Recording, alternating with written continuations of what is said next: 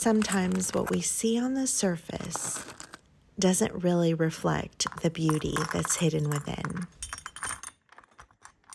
I'm Ingrid Carlson, and I just wanted to welcome you today, whether it's the first time that you're stumbling across my channel or if you've been with me for a little while. I'm so happy that you're here. Welcome. And if you like my channel and you haven't subscribed already, this is a perfect time to hit the subscribe button and push the little bell so you get notified anytime a new video comes out, like this one. For your supplies, you're going to need some cornstarch, and then of course our star of the show is going to be the Dollar Tree air dry clay. I'm also going to be using the little tchotchkes that you saw me pull out of my drawer earlier, as well as some acrylic paint and some varnish.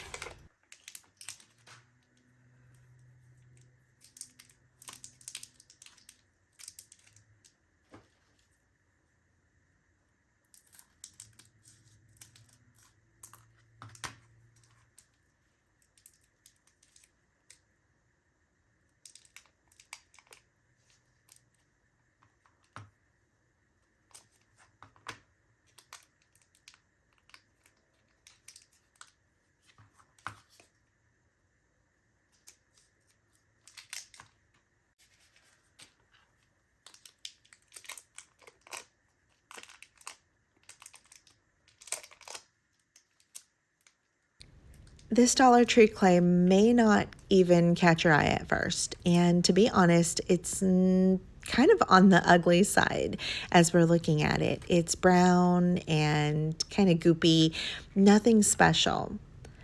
But just like we often need a little molding and refining, so does this clay. This is where the transformation begins. As we mold and shape this clay, we're taking something that's simple and giving it new meaning. Just like God works with us, shaping us according to His purpose. The beauty may not be visible yet, but each step is part of the process. I'm taking some of my found objects, starting off with this wooden stamp, and I'm lightly dusting them with some cornstarch. This is going to help them not stick onto the clay.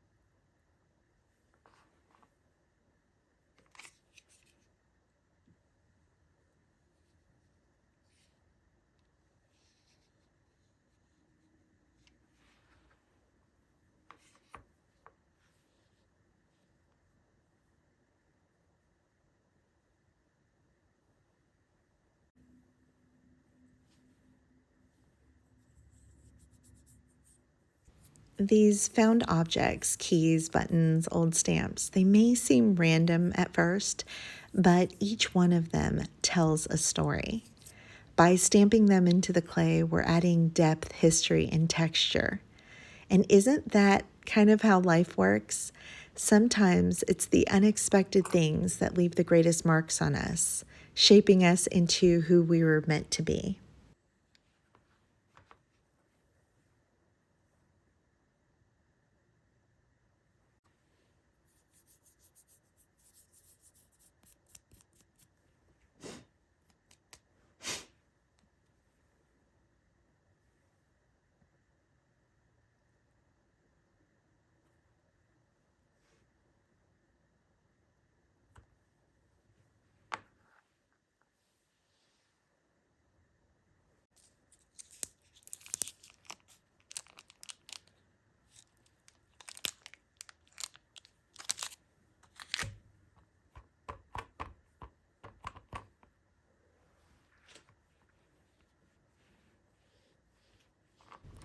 Depending on what you want your artifacts to look like at the end is how thick you want to roll your clay out. For me, I did different sizes because some of them will be covers, some of them will be for the inside. I will say with this type of clay that it does have a tendency to crumble and be very delicate even after it's completely dry. So if you're doing it very thin, just be very gentle with it.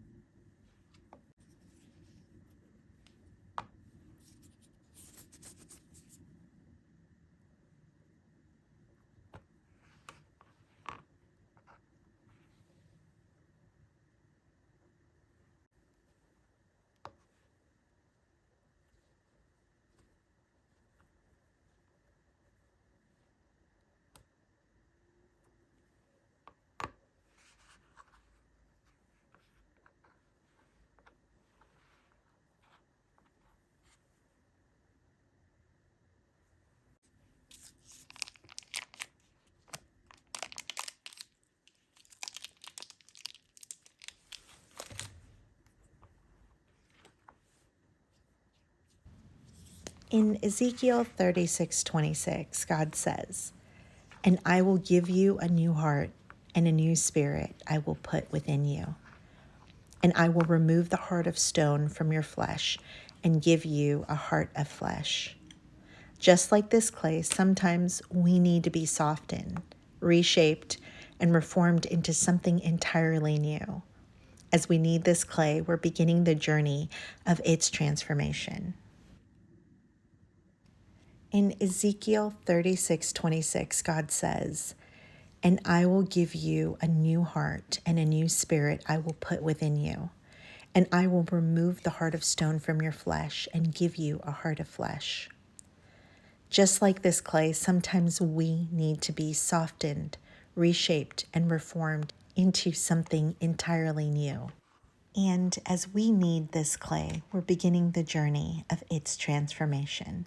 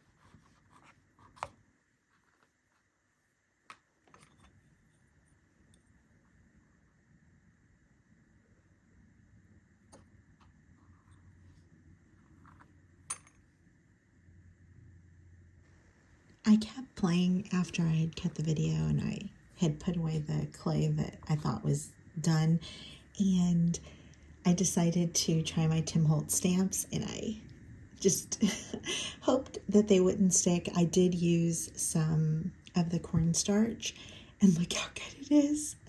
I'm so excited. So just be cautious when you're working with them. Make sure that you're using the cornstarch and don't press too hard. But I'm going to go ahead and finish off the rest of the clay making more of these.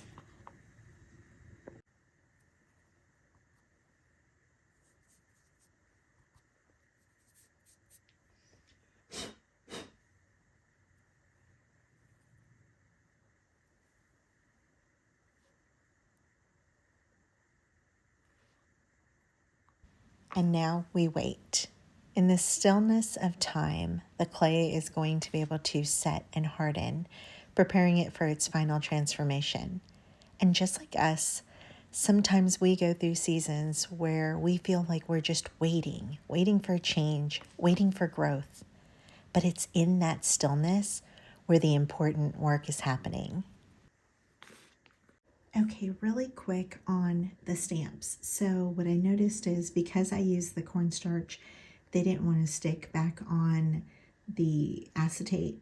And so I just took a wet wipe and cleaned them off. And I cleaned, you can see that was one that we used. And I went ahead and cleaned both sides on it. And so you can see they stick perfectly, no problems. I do want to say, be careful. They can stain. It could ruin your stamps, so I don't want you to run out and use your good stamps. But I was really excited. Also, it was interesting because you can see that some of the ink, because I don't wipe my stamps off, came off on there. So I thought that was a cool touch. And these are all the extra ones that I did. And on some of these, this one broke, but I'm leaving it like that because I think that would be cool. And then on some of them, I rolled the edges up. You can see, like right there. And I think that's going to be really cool. Now, that is going to give you more dimension, but I think that it's going to be so wonderful. I can't wait for these to hurry up and dry. That is so awesome. For $1.25, look at all of the ones that I got, and wait until you see the finished project. You're going to love it. It's been about 2 days, I think, and the pieces are completely cured, completely dried, and I want to give you thoughts, tips, and whatnot. So first off, you're going to see there's pieces that have a little bit of the residue from the cornstarch, and I'm just going to take a dry brush and dust them off, and that's going to be it. Also, on the pieces that I left with like lips or with texture, you're going to want to be careful because these can, if I can show you, well, there it goes. They crumble. It's almost like terracotta.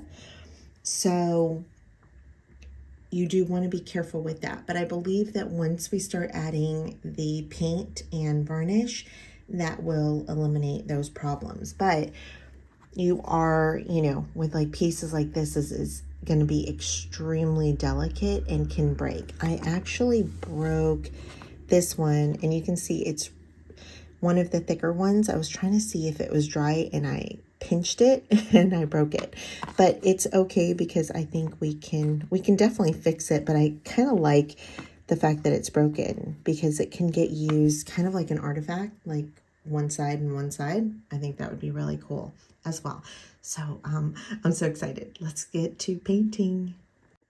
This might be my favorite part because it's where the magic really starts to happen. As the colors blend into the clay, you can start seeing all the little details come into life. And it really is amazing how a simple touch of paint can transform something that is plain into something that has so much character and texture.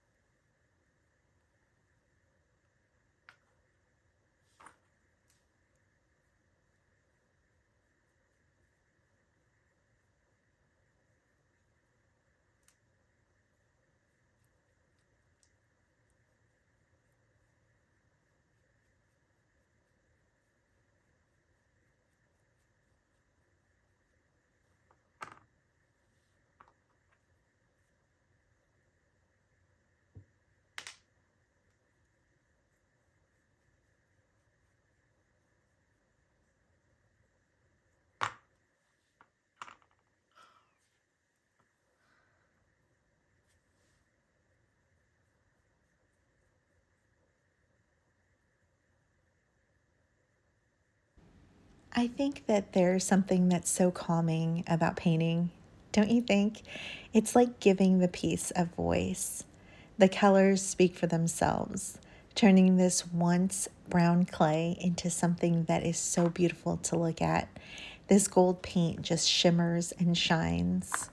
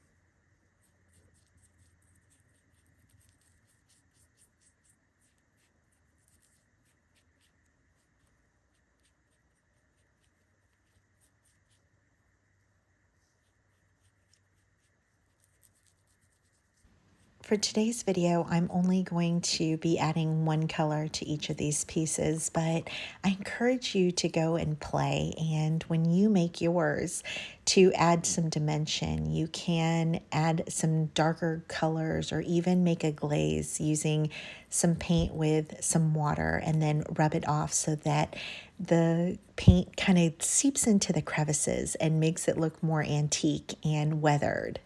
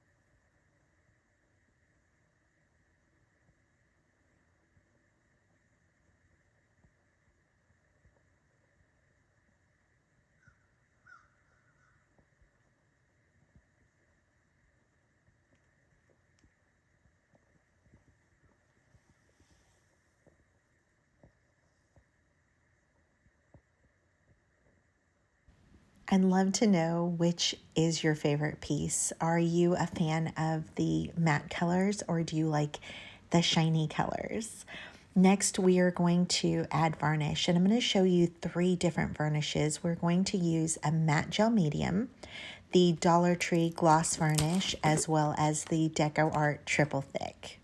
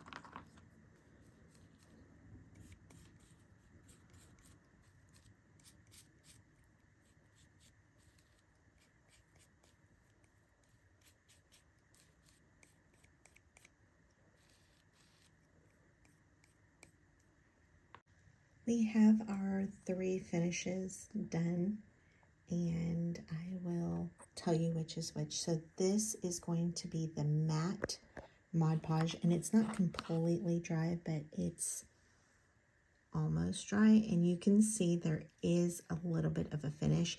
It does give this more texture and less likelihood of breaking. Then this is going to be our triple thick, and you can see it's honestly, it's not that much shinier than the Mod Podge. And then this is the Dollar Tree one.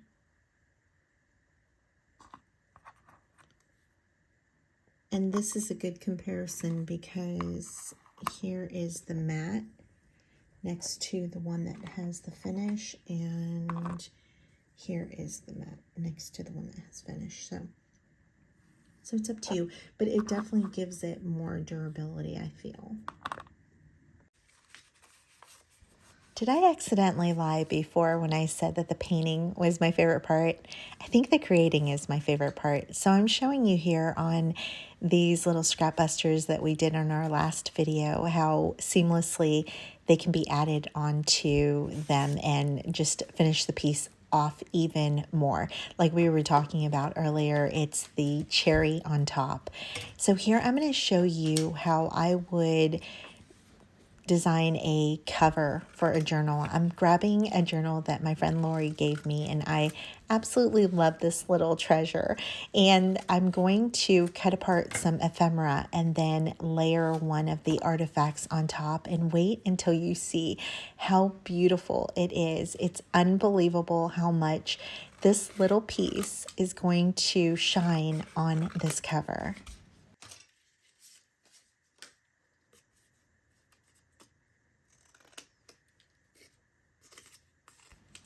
I feel like I say this a lot, but if you're going to try one of my projects, this is one that I highly recommend that you try. There are so many different alterations that you can do, and I'd love to hear any ideas that you have of how you would use these and how you would paint them differently. There's so many ideas out there, and I can't wait to play with them even more.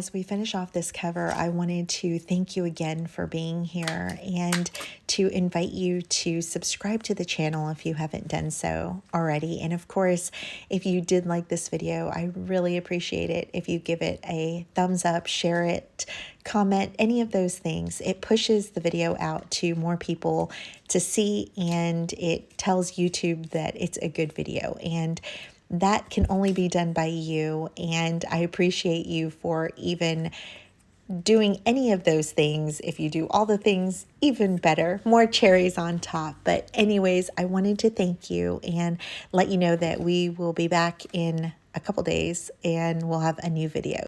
But of course, before I let you go, I want to remind you today that you are beautiful. You are a light. You are a conqueror. And you are loved. Until next time, love you. Bye.